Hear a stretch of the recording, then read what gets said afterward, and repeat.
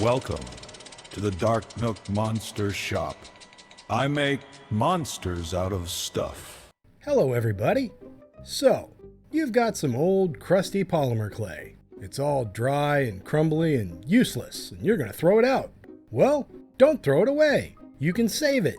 In this video, I'll show you how to take that old crusty nasty polymer clay and make it like new again. I'll also show you how to clean all that poly clay out of one of these pasta rollers at the end of the video. Now, normally you might try to recover this clay by conditioning it, and that's just a nice way of saying rolling it and smushing it and rolling it and smushing it and rolling it and smushing it until it gets soft. But now the problem is when it's gotten this dry and crumbly and crusty, it won't bind together very well at all. It just breaks apart. No matter how many times you run it through the roller or you squish it, it may get a little softer, but it's still going to want to be crumbly. It's not going to want to hold detail. It's pretty much useless. So in theory, you can work one tiny bit over and over and over and over until it starts to bind, and then add little pieces to it and try and work those in over and over and over until they start to bind, and eventually maybe you'll get it back to 30, 40, 50% of what it was in terms of its malleability. But it takes forever, and it's still going to be crumbly when you try to sculpt with it. So here's the super easy and cheap way to fix this. Get yourself a plastic bag. One with a zip is the best. Then crumble the clay into the bag. The more you crumble it, the better, because the more surface area of the clay is exposed for the next step, which is just drip about a teaspoon of baby oil into the bag.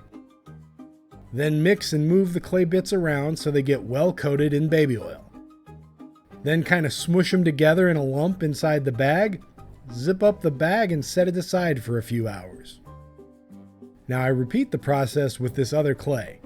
This wasn't really necessary for the video, but I had 2 packets of dried up old clay, so I figured I'd do them both, and you get to see me do them both. So break it apart into the zip bag, add some baby oil, mix it and smush it till all the bits get coated, and then set it aside.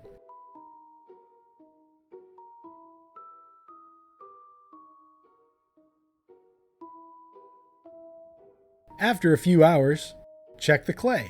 Notice how it's already way softer. Smush it into a ball while it's still in the bag. Now this clay is pretty much good to go for the next step.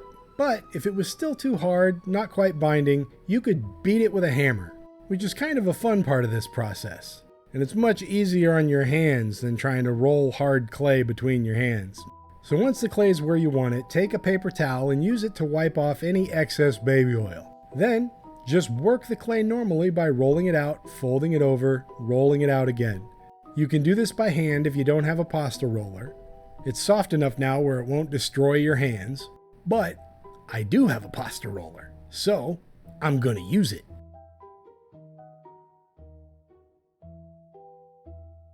Now you can immediately see how much better this clay is already. It sticks together, it doesn't crumble, it's flexible, not brittle.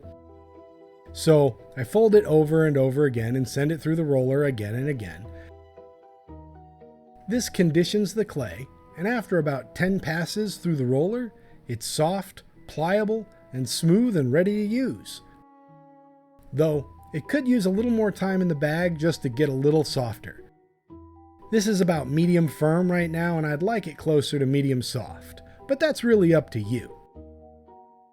So for me, it's back in the bag. Because there's still baby oil residue in the bag, it'll continue to absorb that and get a little softer.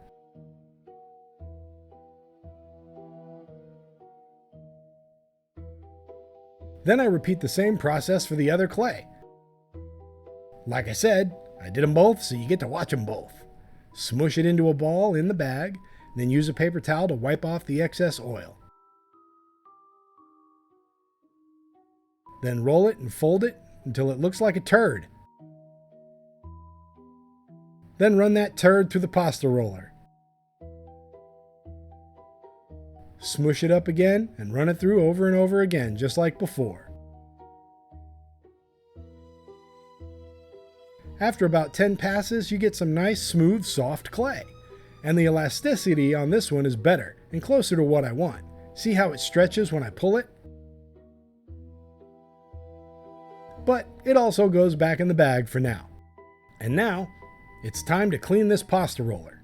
First thing you do is turn it upside down and use a wooden kebab skewer to scrape any big bits of clay off the scraper blades.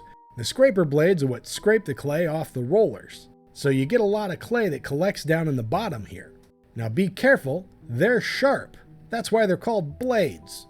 Don't go sticking your fingers in there. You will cut yourself if you're not careful. Scrape out both sides of the blades. That's where the bits of clay like to hide and stick.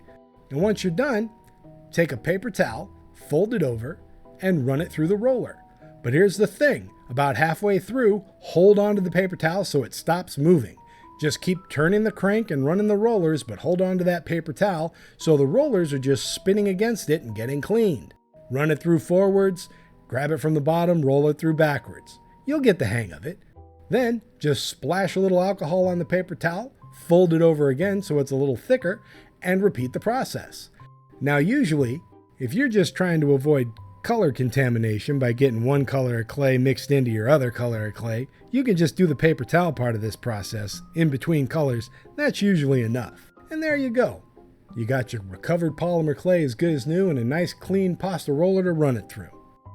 Thanks for checking out my video. Please hit like, leave a comment, and subscribe for more creepy creatures and crafty creations and helpful tips from the Dark Nook Monster Shop.